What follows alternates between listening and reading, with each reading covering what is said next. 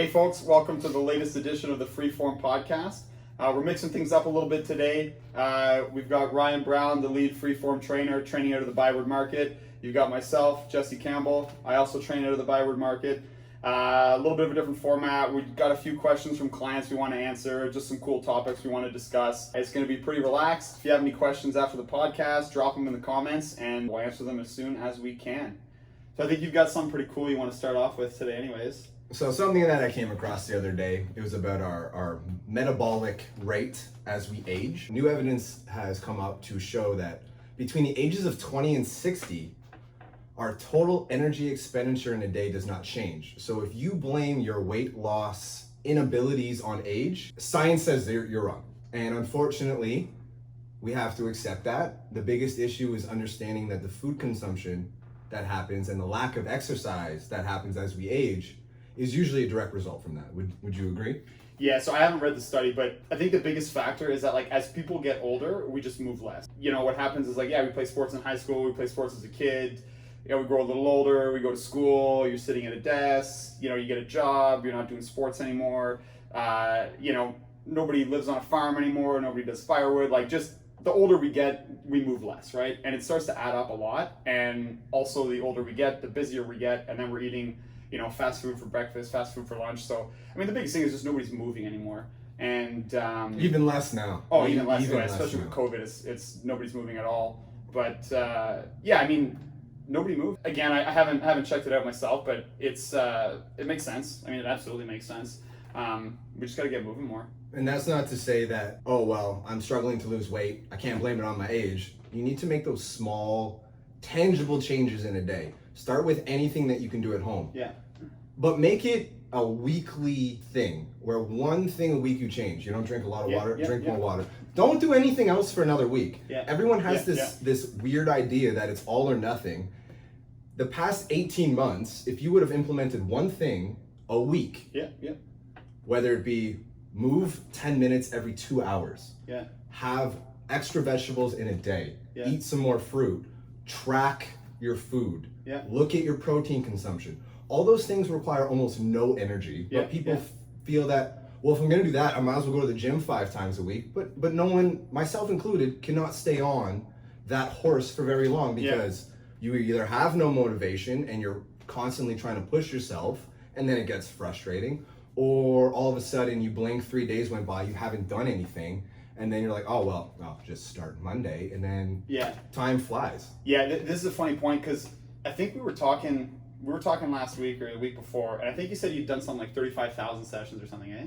Over that. Yeah. So, and I think I'm probably around the 25,000 mark, and the vast majority is the general population, and it's always the same thing. It's always they come in, it's always a quick fix. It's okay, I'm gonna do personal training, or I'm gonna do this diet, or I'm gonna do this program, or I'm gonna take this supplement.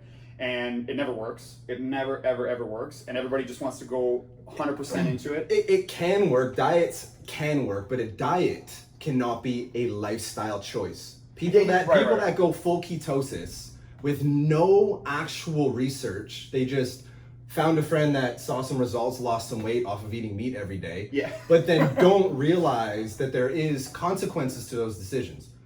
All of a sudden you pull out a bunch of fruit and vegetables, but you're not replacing it with anything that could potentially help with digestion, with gut flora. Everyone goes from one extreme to the other. Perfect example would be the alcohol consumption over the past year and a half. It's insane. And we know how bad alcohol is for us in constant consumption, but people just ignore that information. Yeah. Same thing with processed foods. We know how bad they are for us. We just choose to ignore it. Yeah, it's been easy to make excuses with COVID, and don't get me wrong. In the we're beginning, all in that boat. Yeah, absolutely. In the beginning, 100%, right? But it's we're pretty far along this path now, and I think even if you're still concerned and you want to stay out of the gym, you don't want to be around people, that's totally fine too. But you owe your body a little bit to do something, and it's like you said. Okay, so if you're not going to leave your house, then maybe focus on some macros. Let's get protein up. Alcohol is 7 calories per gram, if I remember. So it's almost as high as fat. So yeah, you're pounding 2-3 drinks a night, 4 drinks a night just to relax. That adds up real fast. This might be the not ideal thing to say, but if you require alcohol to come down from your day, that is a substance dependence. That is like bridging to alcoholism. I mean, there's a very big gap between those two. Yeah. But I mean, you need something to deal with something, and it's always at the end of your day, and it's every day, or it's more often than not. That is going to be a problem. It might not be today, might not be tomorrow, but in 5 years, your doc's gonna be like, oh, you drink every day, and your liver is feeling the effects. You're gonna make those changes, or because that's how you cope with your day, I don't care what my organs say. Yeah. We're just gonna keep it going. Like, that's also not healthy.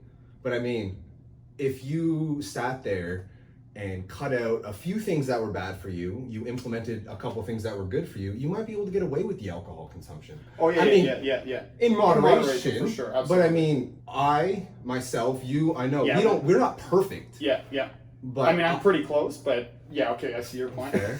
But like, I track my distanced walk. I walk 25 kilometers a day just because of my job. Yeah. Okay? I consume 5,000 calories. I burn 4,000. That's just from my job. When COVID hit, I gained 20 pounds in 2 months because I sat and did sweet nothings. And I was like, oh my God. This is the first time in my entire life that I've been able to gain weight easily, which was an absolute blessing for me. But then it's like, it's the wrong kind of weight. This is what a lot of people experience, but they don't know what to do to lose it. So then that 20 pounds turns to 30, turns to 40, and then they start making small adjustments, and they're like, well, I can't lose it. You're eating way too much and doing not enough. The only way to lose weight is in a calorie deficit.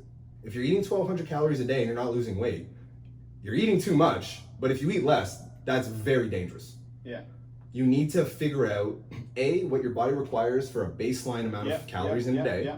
You need to figure out how many calories your body's going to require just for sustainability of your day. So walk to work, walk home from work, all those things, you need to know what those things burn, what the calories you need to sustain that.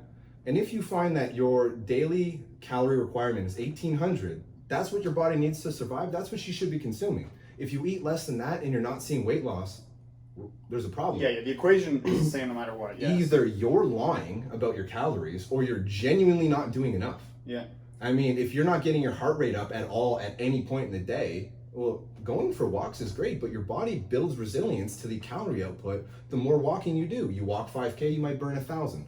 That is a stretch of a calorie. For sure, But then in 2 weeks, you walk that same distance and you might burn 500. People don't want to accept the fact that your body gets used to exercise, movement, whether it be cycling, running, mountain climbing. It doesn't matter. Same thing with exercise. No matter what you do in the gym, the only benefit that you're getting from lifting weights, muscle requires more calorie for sustainability. You can lose weight easier with having more muscle, and increasing your protein consumption to help with recovery and build muscle also increases your metabolism. So why wouldn't you make those small, not necessarily insignificant changes, but why wouldn't you make those slow, tangible changes to slowly work up to that? I mean, working out one time a week for 30 minutes. If you're gonna sit here and tell me that you don't have 30 minutes in a day to work out, you are absolutely lying to yourself, because the amount of people that sit on social media for hours on end and then sit here and say, well, I don't have time. That's a sweet lie. Look at your screen time. If you're scrolling for 4 hours a day, if you're scrolling at work, okay, that's fine. Well, you're not doing your job. That's one problem. But I mean, if you have the ability to be on social media while you're at work, go on social media while you go for a walk. Go walk up and down stairs. You're typing an email, walk, pace, do something to move. And then everyone complains about back pain. Back pain, the majority of it, unless you have an injury or some sort of spinal issue, you sit, and you sit poorly. So your lower back's gonna hurt. Your hips are gonna be super tight. You might start walking funny, so you have muscle compensation. Those things have to be fixed. And what people don't wanna do is put the time in to fix those. They just wanna work out really, really hard to lose as much weight as possible, as quickly as possible. And then they burn out and you can't do it anymore. No. And this is where it doesn't have to be complicated, right? Like, this is one thing I hate about the fitness industry, especially now, is like programming. It's like everything is like this complex, fancy program, and you got this periodized 6-month whatever, and it's just like, like I know athletes that like can't follow a 6-month program, and it's like, how are you supposed to expect the person who just has no concept of health and fitness and nutrition is supposed to follow this giant program, right? It's like, listen, if you're not going to come to the gym and you want to do something at home, it's like Ryan said, go for a walk, go for a long walk, super easy. If that becomes easy, start doing some push-ups, start doing some bodyweight squats. When bodyweight squats become easy, grab something around the house, a dumbbell, a kettlebell to add some load. Like, things don't have to be complicated, right? Lifting weights and resistance training, all you got to do is make it a little bit harder than the last time you did it. And you're going to make progress. And I mean, like, the food thing is super important. I mean, everybody's on, like, Uber Eats and takeout, and it's like, remember like back like last year when it was like, there was like National Takeout Day to save restaurants and stuff, which is good. I'm not complaining about that, but it's like, we also kind of then use that as this excuse just to go like hog wild and eat whatever the heck we want. And now we're moving way less. Like, and I don't know about like your clients, but like a lot of people that I train, the only movement they get is when they come to this gym 2 times a week, 3 times a week. That's it. Like, that's it. Like, you sleep at night. You get walk up from their bed to the kitchen to the living room to the living room to office. Yeah, you drive to the office. Circle. Absolutely. And it's just and it's bad. Like I mean, we're designed to move, right? And it's and we're not moving. And this pandemic has like made it even worse because nobody's doing anything right now. I mean, we sit here as Canadians and scrutinize America for being obese, but we really aren't far behind. If you sit the next time you go out, you go to Costco, you go to Metro, just look at people. Nobody, for the majority of people, are not in a weight that is considered healthy. Yeah. I mean, if you have a few extra pounds, that's totally fine. But a few extra pounds is vastly different from holding 40. Yeah. I mean, there's health consequences. And I mean, everything that's happened this past year, wouldn't you want to do absolutely everything in your own physical power to be as healthy as you possibly can, to fight anything, not even COVID, anything from the common cold to the flu? Being stronger, having better immunity will all help with that. I'm not saying you're gonna not get sick from those things, but I would sooner be sick as a healthy person than be sick as an unhealthy person. Yeah.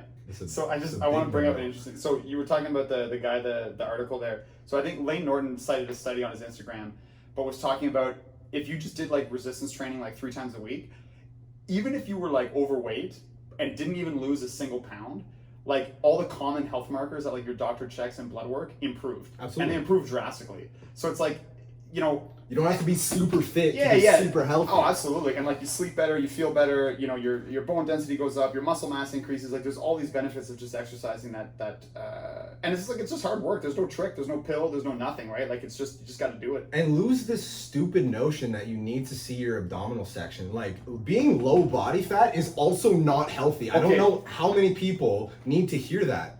Seeing abs is absolutely cool, but you don't even understand the sacrifices that people have to do to be able to do that, whether it be hours spent in the gym, meal prepping, macro counting, making those small adjustments to your macros. No one is really actually willing to put the work in and make sacrifices. Yes, sacrifices have to be had in order to attain the body that you might want in your head.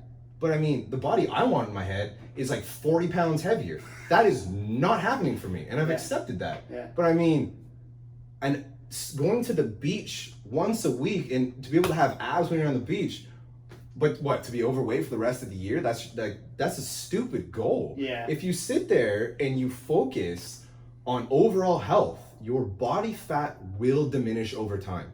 If you expect it to diminish in 3 weeks, absolutely, you can lose 20 pounds in 3 weeks. You're not gonna like what needs to happen.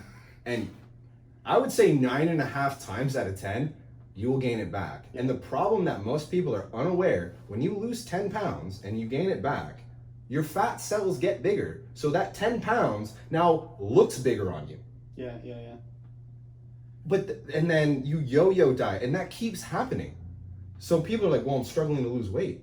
You have screwed your body with that yo-yo life that, now you have to work really hard to get back to homeostasis, and then you're going to be sitting there not liking what I'm going to have to tell you. You need to start eating more. We need to speed up your metabolism, and unfortunately, you might gain weight from that. And no woman wants to hear you're going to have to gain weight in the short term to be able to lose weight in the long term. Yeah, so, there's 2 things. So the first thing, I want to just segue, so you're talking about the midsection. So everybody wants abs, right? This is like the most common thing. It's like they come in the gym, it's like, I want the belly to disappear, right?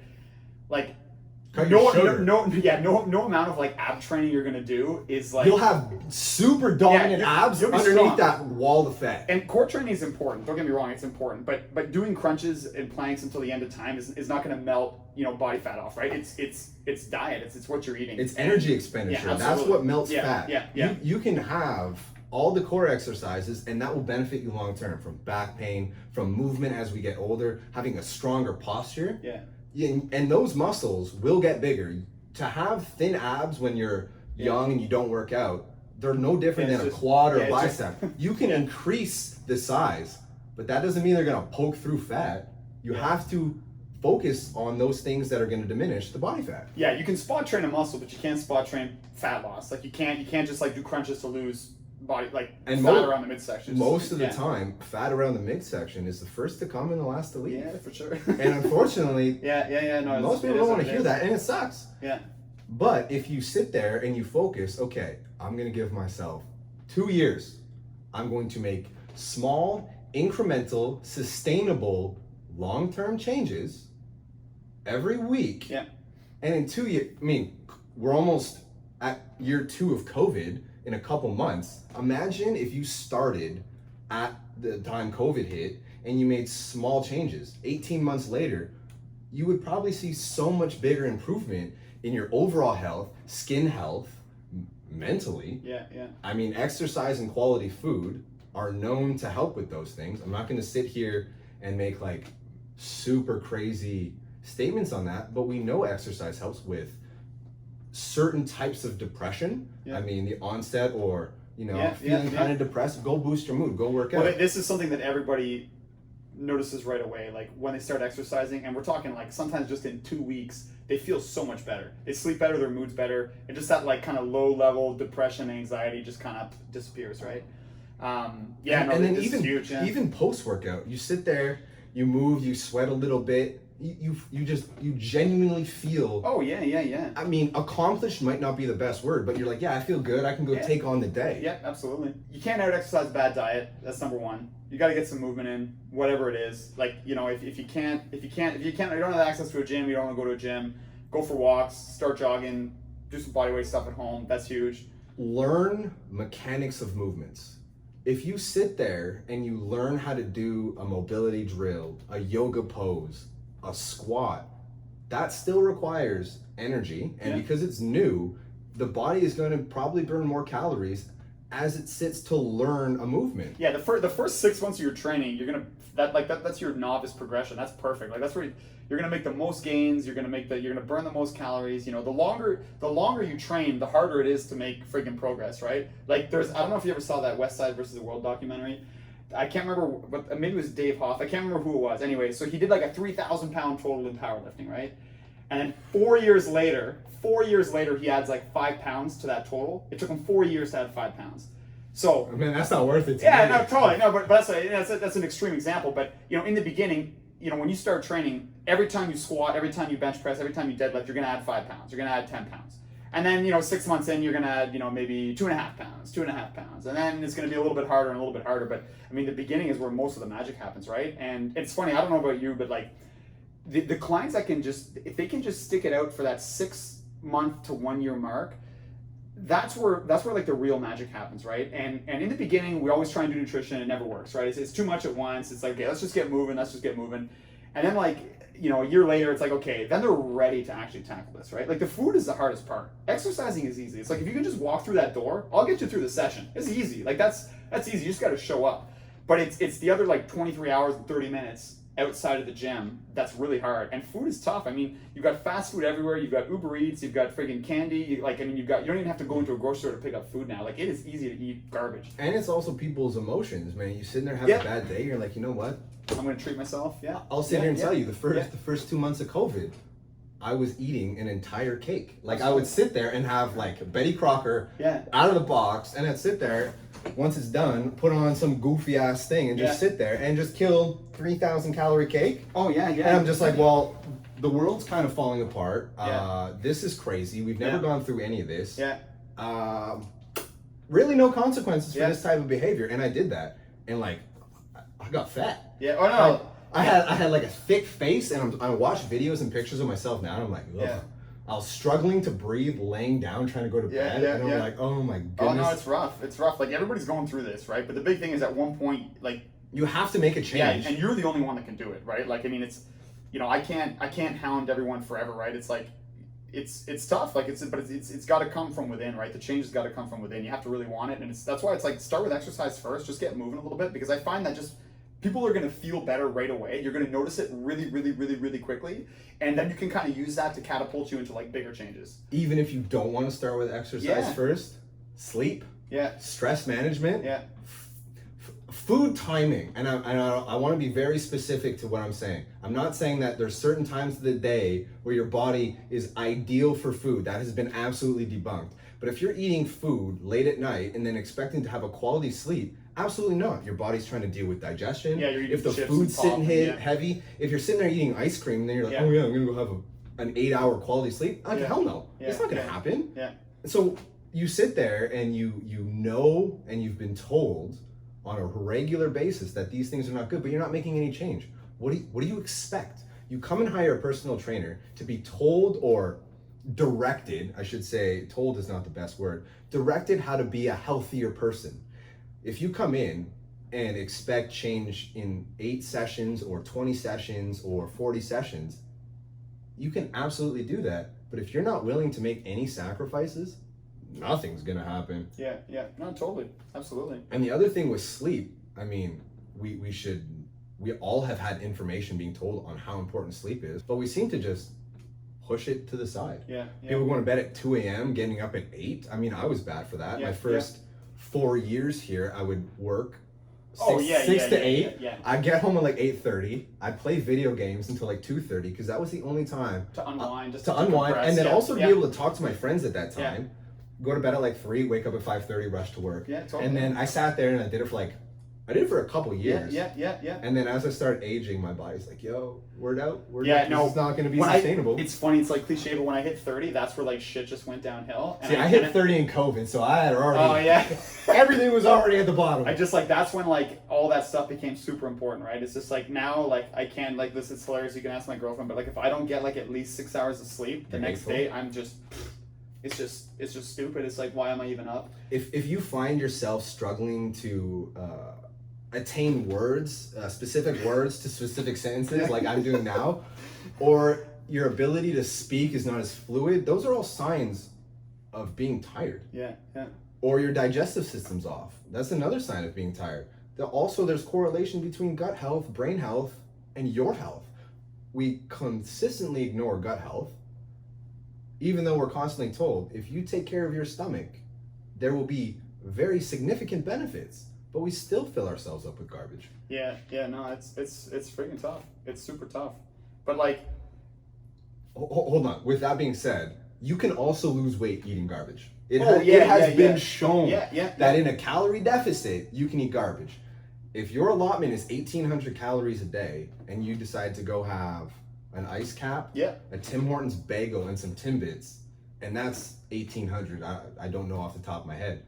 And that's all you eat in a day. Yeah, you'll lose weight. Yeah. You're not going to be healthy. You're not going to feel good, but... That's how weight loss works. Yeah. Calories are energy. It doesn't matter if you get it from steak, from soybeans, or from a Mars bar. It is an energy. How you use that energy and how that energy is divided in macros will have pros and cons. I mean, if you're not eating any protein, consequences, can't build muscle, you struggle to build muscle. So knowing those things, knowing what you're ingesting is one of the most important battles. Yeah. And you don't have to, if you don't like food tracking, fine. Is it hard to know I need to eat vegetables every day? I should probably be eating fruit. Maybe having something with some probiotics to increase my gut flora, always beneficial. Water consumption, we lack at that. Yeah. We drink way too much caffeine. Yeah. Caffeine also has a threshold. It's been shown that caffeine consumption diminishes after 3 weeks because the body becomes too used to it. So the performance enhancement from caffeine diminishes, so the alertness from caffeine can diminish. Because you drink more. It's a habit that you've now associated with how you're going to start your day. Yeah, no, absolutely. And it just, like, I mean, people are freaking burnt out. And, but I just want to touch on the food tracking thing. So this, again, this is my own personal experience, just my own personal anecdotes, just working with people. If you can just food track for a little bit, just to see like actually what is going into your body, it's going to teach you a lot about yourself. It's going to educate you about how many like calories food actually has. And I would say like 90% of the clients that I have trained who have like achieved their goals and what they actually wanted to succeed at did it with food tracking. And like, I'm not saying you can't do it, because there are other ways to you know, reduce calorie intake without having to weigh and measure food or track it or whatever, but it really works. And we are notoriously poor at estimating calories. And it's just really, it's really hard to do without just, even if you can do it for a week, you grab a scale, you weigh and measure your food, and you just take a look and see what it's at. I would even regress it, do it one day during the week, and do it on a Friday and a Saturday. Yeah, everyone works really well Monday to Thursday, and then Friday to Sunday, everyone knocks their calories out of the park, and they're like, well, I can't lose weight. I'm eating really well. You're eating for the weekend, and then you're destroying your calorie allotment for the following week. Yeah. So then the following week's food consumption is just helping you manage from the excessive calorie consumption from the weekend. So yeah, you won't lose weight. Your body's seeing good food, lower calorie, and then it shoots up for 3 days. And then just because the clock strikes midnight does not mean that calorie allotment rolls into zero. Something has to be done to lose that, and we don't do anything. We're like, oh, well, I had a whole pizza and a full bottle of wine last night, but today will be better. That's absolutely the right mindset to have, but you cannot be ignorant to how many calories you just consumed, thinking that there's no consequence to that for the next couple of days. Yeah, that's not to say you can't treat yourself either, but it's like, it goes overboard. You want to treat yourself? Give yourself a reason to be treated. If you're treating yourself because you made it to Friday, good job. You managed to make it through another week of your life. Like, if you don't like your life, make changes. If you're not happy with where you are, make changes. But because you got through the job you don't like, so you're going to reward yourself with McDonald's and a half a case of beer, you need to like look inside yourself and figure out, okay, am I happy? Am I doing what makes me happy? Because if I go to work and I don't like what I do, I don't like the people I'm working with, low-key don't like my family, well, those are all going to make bad decisions for food, because a lot of us emotionally eat. I mean, COVID has showed us that. We love junk. I love Skittles. I didn't like Skittles before COVID. So I was eating one of those big bags a day. Why? I had nothing else to do. I was sick of eating chicken, broccoli, and rice. And I was like, well, I'm not working. So just throw it down the hatch. And then you sit there and you're like, oh man, my sleep's poor, my digestive health is poor, I feel slow. And it's like, if you don't know what feeling good actually feels like, and you've only ever felt kind of like okay, you think feeling okay is good. But then when you feel bad, you're like, oh, I feel bad. Really no, you feel really bad. You just don't know any other thing than okay and terrible. Like you or myself, I know what feeling optimal feels like. I know what I have to do to be optimal.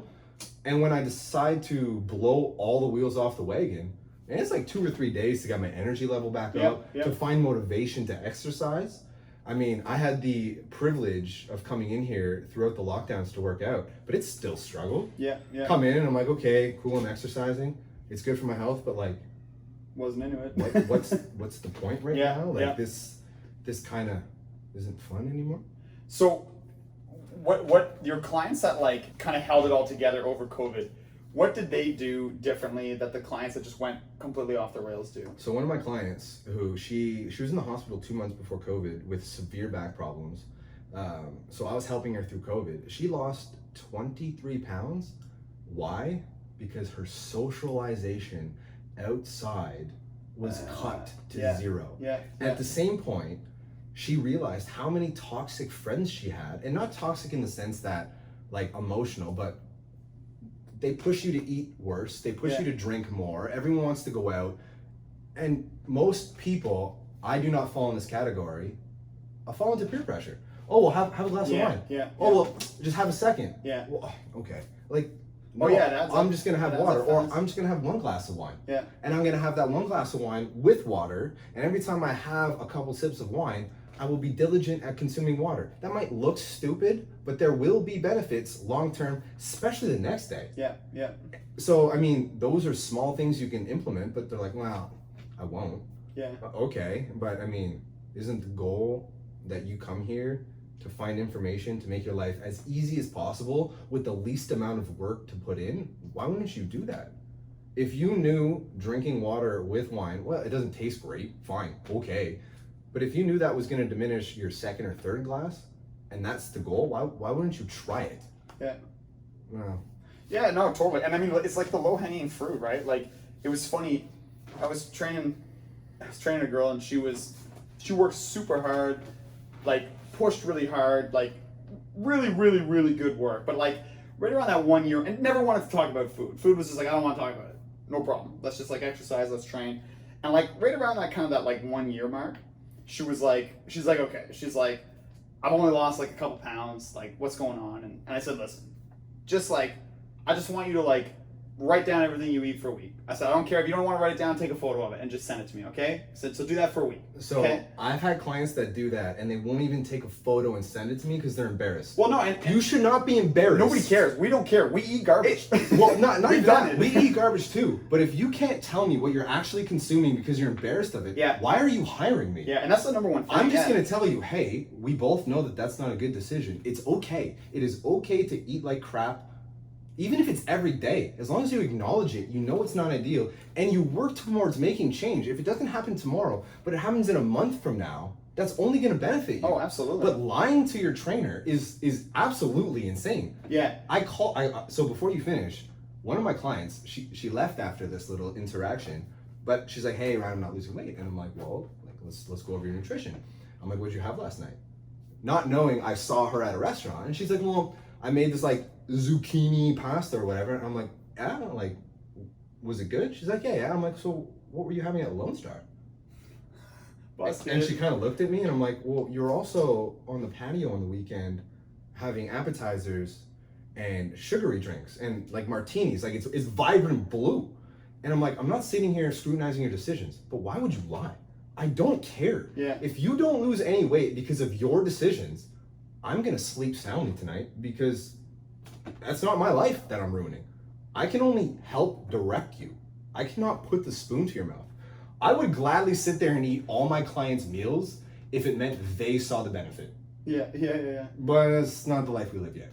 Maybe in a couple years. Yeah. Elon Musk will come out with something. So yeah. So just to finish my story. So she writes everything down and would drink a 4x4. You heard of these Tim Hortons 4x4s, 4 cream, 4 sugar?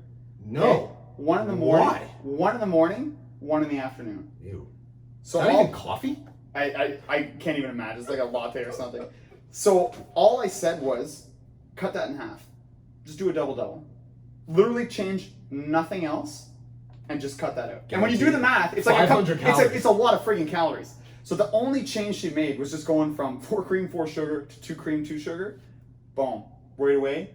Pound here, pound there, pound here, pound there. And it's like, just again, don't have to do this massive overhaul. Just pick on the little things, get them out of the way, and then you start building momentum. Yeah. And half a pound a week is the goal. If you're like, well, I want to lose 2 pounds a week, cool, but that's not sustainable. You might lose 8 pounds in your first month, and then you're going to be pissed if you want to lose 2 the in next. the beginning, it's all water weight too, right? So this is the other thing too, is like, you start to eat better, you move better, and then, okay, you lose a little bit of water weight, and it's like you see this big jump in the beginning, and that's not body fat, right? Like it doesn't happen that quickly. So yeah, you got to know in the initial part of the program, you're going to lose some water weight. That's okay, and that's fine. There's nothing wrong with that. But you didn't lose 5 pounds of body fat in 2 weeks. It takes a little longer than that. So another thing, the whole aspect of change, sleep. If you struggle to get 6 to 8 hours, that's fine. We all have sleep problems. The one thing that I think most people need to accept and make changes is what happens 2 hours before you go to bed. So if you go to bed at 11, 9 p.m. you should be winding down. Turn off electronics, and that is one thing we all struggle with. Everyone's on their phone until their eyes start to shut. That screws with your melatonin production, so you're gonna get a less quality sleep. Your brain is constantly active because it's going through things. And if you're looking at social media, heaven forbid should you look at something that kind of like triggers you. Oh yeah. You're gonna go to sleep with like this hateful emotional problem. Like that's not gonna be good for you. Imagine you turn off all your lights and you have the last 2 hours by candlelit. You guarantee you that will help fall asleep. Put on meditative music. You don't have to sit there and meditate, But just those calming sounds help calm the body, help bring stress down to allow the body to get into a proper, deeper sleep, but also to be able to fall asleep quickly. How many people sit there like, well, I went to bed at 9, but I finally fell asleep at like midnight because I was just tossing and turning. And most of the time, well, like, what were we thinking about? Well, this happened today, this happens tomorrow, this, that, or this, that. Like, okay, those stresses in life are probably never going to go away, but you need to figure out how to make possible changes to those things to help improve sleep. Sleep will kill you if you don't constantly get enough of it. I mean, you'll lose your mind if you go on 3 days without sleep? So I mean, sleep is no different than food and water. You need it for your survival. Why do we consistently act like sleep is not important? For the longest time, humans have always required 6 to 8 hours of sleep for quality life the next day. Why do people think, oh, I sleep 3 hours? I used to be like that. Well, I only need 3 hours. Not knowing like my eyes look like crap, I feel like crap. You don't recover from exercise. No. And you make bad food choices. And you don't see anything. Or midday, you're like, oh, I'm really tired. You know, vending machine. And then you got like a Snickers and a Coke, and it's like, oh, okay, like you just consumed 55 grams of sugar in about 4 seconds. You have to get sleep dialed in. Like it's so important, and you got to get. It doesn't have to be perfect. Yeah, it doesn't have to be perfect, but you got to get like a routine, right? And like I'm guilty of this too, right? You work all day long, you go home, you want to feel like you have somewhat of a life. Watch Netflix or something for like 2 hours, but it just it's like no, like just go to bed, And it sounds ridiculous, but just 1 week of getting that dialed in, that ball starts to roll and it gets bigger and it gets bigger, and then you start using that momentum, and now it's huge. Like you have to get sleep dialed in, and it's just tough, right? Like, I mean, at one point you just gotta you gotta do it. You just gotta do it. You just gotta pull the plug and make it happen, because there's no easy way to do it. And I mean, listen, this is, there's a ton of people on melatonin. You're on sleep aids. You're on sleep medication, but none of these little things are addressed, right? It's like, you're staring into a computer screen till 10 o'clock at night. You're staring, then you watch a little bit of TV. Then you eat some sugary garbage for dinner, and it just kind of that roller coaster just keeps on going. But what's crazy is, as like my upbringing, it was crazy. You'd have dinner and then it'd be like, oh, get dessert. And it's like, well, 8:30, and you're thinking that's normal. But as we age, you do not need dessert at 9 o'clock at night. There is absolutely no requirement for that. You're doing the absolute least. It's not like you're gonna go walk. So you're consuming a ton of calories, bad calories at that, and then you're gonna be, oh, I'm just gonna go sleep. And then you wake up and you have whatever food. I mean, like back in the day, I'd wake up and be like, okay, Lucky Charms. Like, cool, but again, as a child, you can sustain that. As a 4-year-old adult, I mean, if you're still eating Lucky Charms every day as an adult, you got different issues. It's just not a good breakfast choice. It's just not a good breakfast choice. And the other thing too that can be consequential is late night workouts. If your nervous system is just not functioning properly with that sort of thing, if your body's trying to come down from a workout and you're forcing it to try to go to sleep, whether you feel fine, your nervous system still has to deal with what you just put it through. And then calm down enough so you can get a restful sleep. This is not going to work. Well, this is funny too, right? Because we were talking about someone that we train who wasn't sleeping good on the nights that she worked out, right? Oh, yes.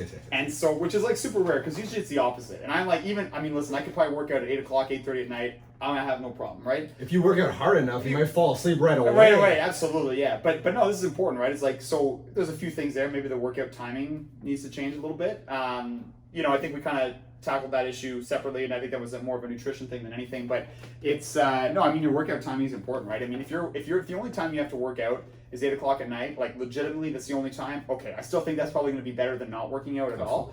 But if you've got some options, try working out earlier during the day, try working out in the morning, play around a little bit, right? No, this is big, If it's an at-home workout that you're doing as well, you can sit there and divide your workout throughout the whole day. So let's say you sit there and look at a program. I need to do dumbbell squats, dumbbell deadlifts, dumbbell rows, push-ups, some mobility drills. You have 4 sets of squats. Spread them out. Take an hour after you've done work for an hour, go do those 4 sets. And then go back to work. Well, and this is, you're still gonna see a benefit. And especially if you're working from home. I mean, work from home. Get up every hour, do 2 sets of squats, perfect. Do your 2 sets of dumbbell bench, perfect. An hour later, and just to break it up, because that's the other thing too, is we're just glued to chairs for 8 hours a day. We don't leave this position until we get up for lunch or get up for the end of the day. So yeah. And then we get up for lunch, we sit right back down and shovel it in as quickly as we can. Absolutely, yeah. Eating speed is also not conducive with health. Eating distracted, eating quickly is not good for the nervous system either. Yeah, just take your time, relax, yeah. In a perfect world, you should be able to, this is gonna sound a little bit like woo-woo, you should be thankful for the food. You should think about where that food came from. And if it's an animal, thank that animal for sacrificing its life to nourish you. And then slowly eat, properly chew your food, and slowly go about it. Yeah. And people are like, well, I don't have time for that. Yeah, cool. Most people don't. But if you can sit there and do that like once a day, it's going to have improvements. It's going to have improvements with how you assimilate food, your digestive system. If you find that you're always bloated after you eat, it's one of the things could be you're just shoving too much down, or you're not, you're swallowing it. You're just shoveling it in two bites and then throwing it back. Yeah. Or you're constantly throwing water. I mean, I think it was Paul Chek, he was saying, you shouldn't be drinking liquids while you're consuming food. Yeah. And I found that to be kind of weird, but I mean, if you see less bloating, you see better assimilation of food, better nutrient, better digestion, then yeah, it works. But I mean, you'll never know if you don't try it. And you have to try it more than once. You're never gonna know what something does if you only do it once. You did one workout and you saw no change. Yeah. Well, I mean. Yeah, and like no, you have to stick to it, right? You got like and anything you do, like just do it for 30 days. Like I don't think I've ever trained anyone of any condition, of any health issue that didn't see an improvement in 30 days of training. Like something is gonna happen. Maybe you didn't lose any weight, whatever, but you got stronger, you did more push-ups. Yeah, you had to wait your squat. Like, but same thing with sleep. Like, you can't just like try for a couple nights and like just like it must not have been the problem. Yeah, like I got to bed at 9 and I still feel awful. It's like but if you've been sleep depriving yourself for 3 years, like that's not gonna change overnight, right? You've got like 30 days minimum. You got to try something with, and that's with food, exercise, sleep, stress, you name it. Minimum 30 days. And then also thinking, oh well, I sleep like crap during the week, but I make for it up on weekends. That does not exist. Yeah, totally. Yeah. Like sleep debt. Yeah. Is not a thing. Oh, I've only been getting 5 hours during the week, but I get 15 hours on the weekends. Yeah. It's not a thing. Your body's still struggling through the week. It's not like the body's like, you know what, on the weekend, I'm gonna be good for the following week. I'll just store that extra hours of sleep somewhere because that exists. Yeah, no, and then we'll keep it moving. It's so hard to pay that back. It's gotta be evened out throughout the week. You gotta get a sleep ritual down. But as personal trainers, we suffer from this too. We are not perfect in that. I absolutely am not. I hate sleep. I hate eating and I hate sleeping. Yeah. But this is why we can empathize with this, because like we work a lot. We don't always eat right. We don't always train right. We don't always sleep right. But we understand it. Like we totally get it. We've been there. But with that being said, if you move more than you consume over time, especially with having muscle, you'll get away with those crappier food choices. Not long term. You can't have it every day, all day. But if you sit there and you've been doing well for so long, and then you decide, you know what, once a week I'm gonna treat myself because I've been doing so well. As long as after that day you're right back on the wagon, or even if you have a calorie deficit the following day to make up for the excessive calorie influx, you won't gain weight that way. You're not going to gain weight off of one bad meal. Oh yeah, absolutely. So for sure. Yeah. Stop thinking that that's the problem. The problem is that one bad meal turns into nothing the next day. That turns into, oh well, I'll start on Monday, and then Monday rolls around. Well, I have a busy day. Yeah, everyone's busy all the time. Yeah, and that's the worst trap to get into. Is like, I'll start next week. I'll start on the holiday. I'll start after the beginning of the month. All that. That irritates me at Christmas. Well, I'm just going to start after the holidays. Yeah. It's December 12th. Yeah. You're going to start January 6th. Yeah. Imagine you just did one thing. Yeah. Every other day, even if it was for 30 minutes, not even in a gym, you might be able to get away with eating absolutely terrible over Christmas with low consequences. Yeah. Why would you not want to do that? Yeah. You're with family. You're not gonna sit there and be like, oh, guys, I'm on a diet. Yeah. And it shouldn't be a diet. It should be a lifestyle change. Yeah.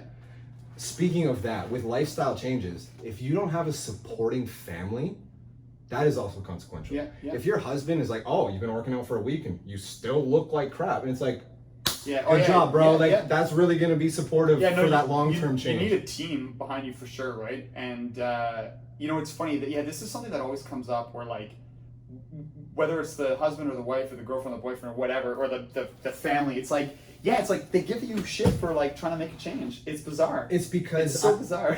I deep down I feel that they want to make that change, they just can't, and they kind of want to bring you down so they don't feel that you're better than them or you have the ability to do all this.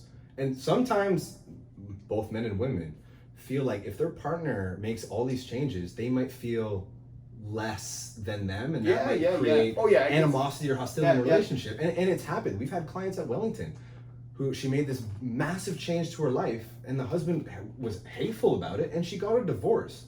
I mean, probably more to the story, but her husband did not want to support her through her runs, through her workouts, and he was constantly negative towards her.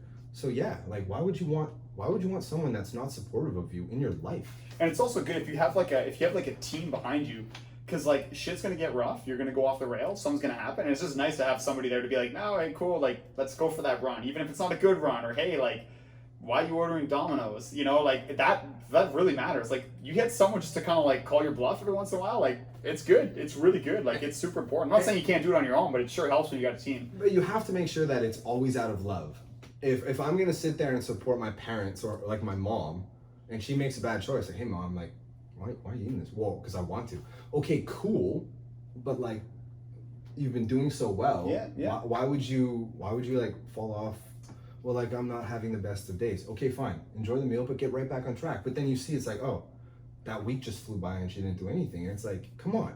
And then it's like, well, I know, and it's like, make the change. Like you have to get back on it and keep it moving. You can't just exercise for a month, take a month off, and then come back to it. Yep. You can if you've had long-term experience with exercise, you've built muscle, you have muscle memory.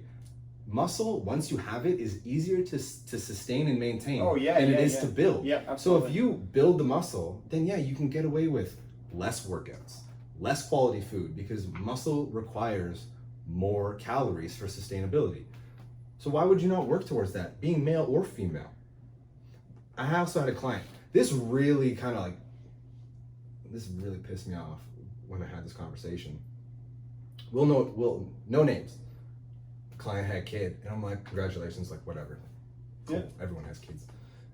And I'm like, so like what's our goal here? Like post-pregnancy, I think this was like 5 months after she had the kid. So I was like, okay, like we need to focus on getting back on track. And she's like, well, I'm also thinking of having a second kid. I was like, cool, get your weight back down to pre-pregnancy weight prior to the other kid. Some issues happened. She actually didn't lose any weight with the birth. So whatever. And she kind of says to me, she's like, well, I'm a mother now. I was like, what does that mean? Well, I need to set a good example for my child. What better example for your child than exercise regularly and eat well? And she's like, well, I don't want her to have body issues. Eating McDonald's and crap on a regular basis is somehow better for your daughter than cooking together, showing your daughter that cooking your meals, knowing what you're consuming is going to be good. Exercising regularly, not to change your body, but to be better mentally, because we know the benefits, and then the body things will just come with it. Yeah. I was absolutely floored by that comment. Like, the only example that anyone should ever set for the child is how to be the best person in society, and how to have longevity in life. Quality food, exercise is needed, but also if you have a high energy kid, exercise is going to be the only thing that calms that little sucker down. Yeah. But you sit there and you're like, go watch TV, and then the kid's like always hateful. Well, this kid might want to go to the park. Like, and it's like, and consistency is the key. It's like, it doesn't matter if like you come in and you're just like feeling awful and you feel like crap and you're just like, oh, I'm just gonna take the day off of working out. It's like, no, just come in and do do less weight, do less volume, do whatever. Just but like stretch, but just like keep that routine going. The moment you get off the rails, it's so hard to get back on. Yeah. It's so hard to get back on. Well, you just about ready to wrap this sucker up? I mean, we can sit here and probably talk for hours. Not even about weight loss, weight gain, but anything and everything health. And like, I wrote a bunch of stuff down, but no one's gonna sit here and watch a 4-hour podcast with two randos. So Yeah, we'll wrap it up there. Yeah. Well, thanks for watching. Leave some questions in the comments, and we'll do it again sometime. We would love to do it again. So the goal is, and I told Ashley that we would have the most viewed podcast, and if we do, we will come back and we will talk about more things that don't matter. So drop a like, drop a subscribe if you can, and follow us on all of the social media things that Freeform has: Instagram, Twitter. I don't know if we have Twitter, Facebook. I don't know if we have Parler. Is that still a thing? No, I don't think we can say Parler. No, okay, no Parler. Or drop by to one of the Freeforms in Ottawa and ask how you can make small incremental changes to better yourself.